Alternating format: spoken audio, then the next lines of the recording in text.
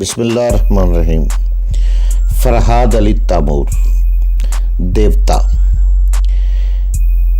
ایک بہت ہی اچھا داستان، ایک ایسے نوجوان کی کہانی جس کی صلاحیتوں نے دنیا بھر کے طاقتور ملکوں اور انسانوں کو دھول چٹا دی۔ اپنے ملک کی بقا کے لیے پوری دنیا سے لڑ گیا، جہاں گیا اپنے نام کا سکہ جمایا۔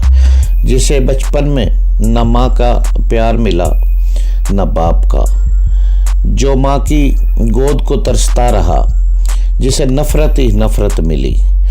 تو جناب اس کی طرف چلنے سے پہلے آپ پلیز چینل کو سبسکرائب کریں، لائک اور شیئر کریں تاکہ ہر آنے والی قسط آپ کو فوری مل سکے۔ دیوتا، فرحاد علی تیمور، قسط نمبر 187 187۔ ہاں، تم سمجھا رہی ہو تو میں سمجھ رہا ہوں۔ اب میں اس مائکرو فلم کو حاصل کرنے کے لیے زمین کے آخری سرے تک سپر ماسٹر کا پیچھا کروں گا۔ سونیا نے کہا میرا خیال ہے وہ پھر یہاں واپس آئے گا۔ اسے ایک بہت بڑے ملک کی حمایت حاصل ہے، وہ اس بل بوتے پر یہاں دوبارہ آئے گا۔ ہمیں فی الحال اس سے نہیں الجھنا چاہیے، بہتر ہے ہم جلد از جلد اس جزیرے سے نکل جائیں۔ نہیں سونیا، وہ مائکرو فلم میں اس سے لے کر ہی جاؤں گا۔ ٹھیک ہے، کب منع کرتی ہوں، لیکن اسے حاصل کرنے کے لیے ہمیں کوئی دوسرا راستہ اختیار کرنا ہوگا۔ اگر ہم یہاں رہیں گے تو دوبارہ اس کے جال میں بری طرح پھنس جائیں گے۔ تم وقت کی نزاکت کو سمجھو فرحاد، میری بات مان لو۔ ہم یہاں سے جائیں گے، پھر اچھی سی پلاننگ کے بعد سپر ماسٹر سے ٹکرائیں گے۔ وہ معقول مشورہ دے رہی تھی۔ ہماری باتوں کے دوران ماسٹر سائمن کے کرہنے کی آوازیں آ رہی تھیں، پھر وہ آوازیں مر گئیں۔ ہم نے اس کی طرف دیکھا تو وہ سرد پڑ چکا تھا۔ میں نے اس کی جیب میں ٹٹول کر سوٹ کیس کی چابی تلاش کی، مگر اس کے پاس چابی نہیں تھی، لہذا سوٹ کیس کے لاک کو توڑنا پڑا۔ اس کے اندر بہت سی فائلیں موجود تھیں، ویڈیو فلم کے کیسٹ رکھے ہوئے تھے، چمڑے کی وہ ڈائری بھی تھی جس میں میری نئی زندگی کی روداد لکھی جا رہی تھی۔ میں نے اسے سونیا کی طرف بڑھاتے ہوئے کہا، اس ڈائری میں میرے بارے بہت کچھ لکھا جا رہا ہے، اسے سنبھال کر رکھو، میں کبھی فرصت کے وقت پڑھوں گا۔ سونیا نے وہ ڈائری مجھ سے لے لی، پھر تمام فائلوں پر سرسری سی نظر دوڑانے لگی۔ ایک فائل میں میرے ان تمام جرائم کی رپورٹ تھی جو مجھ سے کبھی سرزد نہیں ہوئے تھے۔ سونیا نے مجھے بتایا کہ میرے بازو پر کسی قسم کا انجیکشن لگا کر میرے ذہن کو معاف کر دیا گیا تھا، پھر میرے ہاتھوں سے ناکردہ جرائم کی تفصیلات لکھائی گئی تھی۔ اس سلسلے میں میری آواز بھی ٹیپ کی گئی تھی۔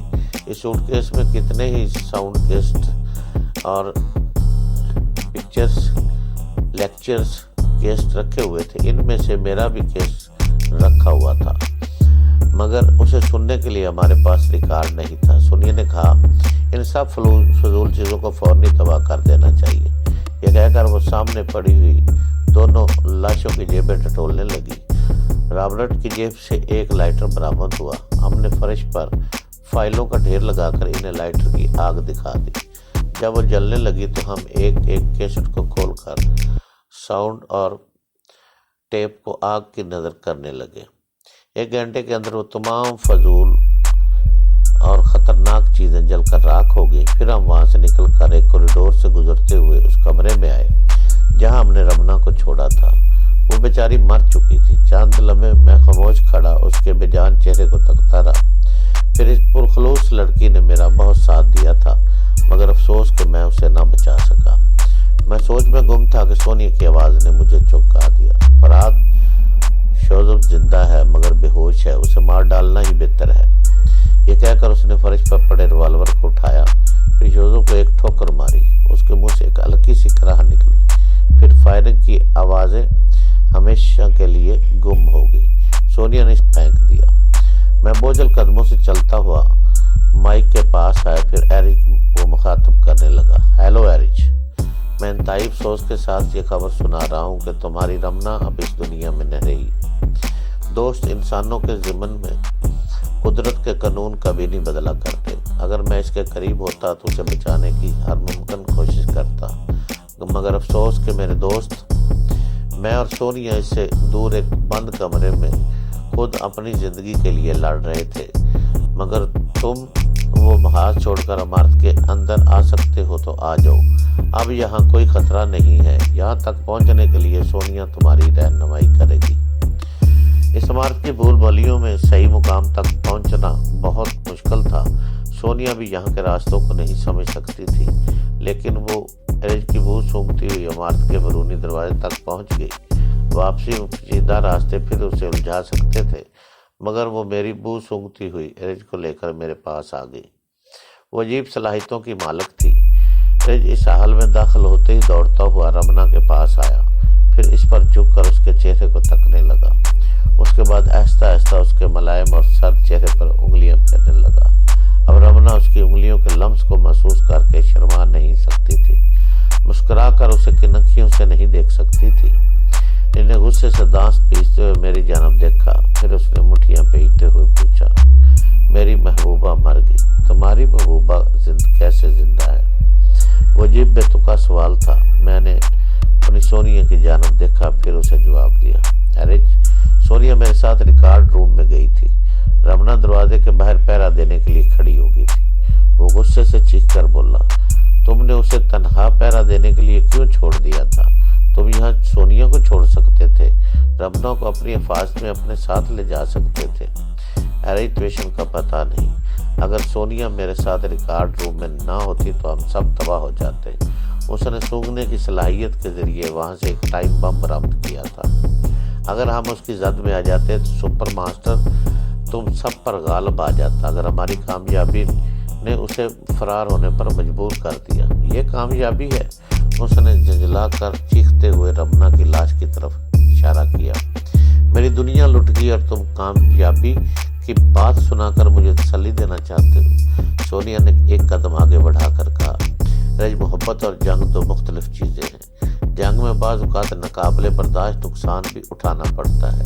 اگر تم اس بات کا غصہ ہے کہ اس جنگ میں رمنا کیوں کام آ گئی اور میں کیوں زندہ نظر آ رہی ہوں، تو میں تمہارے سامنے کھڑی ہوں، مجھے مار ڈالو۔ رج اس کی بات سن کر اپنی اسٹین گن پر ہاتھ پھیرنے لگا۔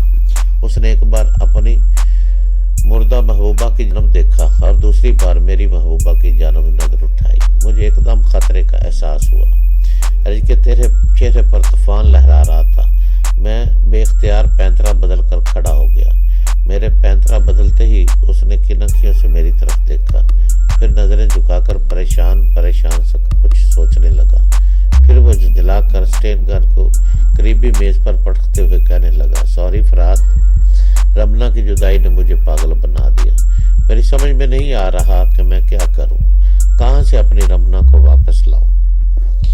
میں نے قریب جا کر اس کے شانے پر ہاتھ رکھ کر اسے کہا، صبر کرو دوست، پتہ نہیں آزادی کی اس جنگ میں اور کون کون مرے گا۔ کم از کم تمہیں اس بات کا اطمینان ہونا چاہیے کہ رمنا عزت اور آزادی کے لیے لڑتی رہی اور پھر عزت کی موت مر گئی۔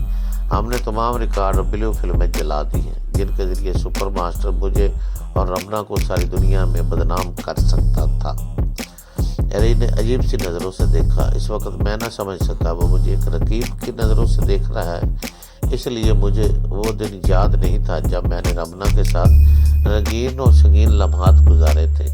یہ باتیں ایرج کو معلوم تھی، لہذا اسے اس بات کا بھی دکھ تھا کہ میں اس کی محبوبہ کو دور تک حاصل کر چکا ہوں۔ پھر اچانک ہی اس کے دیکھنے کا انداز بدل گیا۔ اس نے سر کو جھٹک کر کسیانی ہنستے ہوئے کہا، میں پاگل ہو رہا ہوں، مجھے پچھلی باتیں نہیں سوچنا چاہیے اور تم لوگوں کو رمنا کی موت کا ذمہ دار نہیں ٹھہرانا چاہیے۔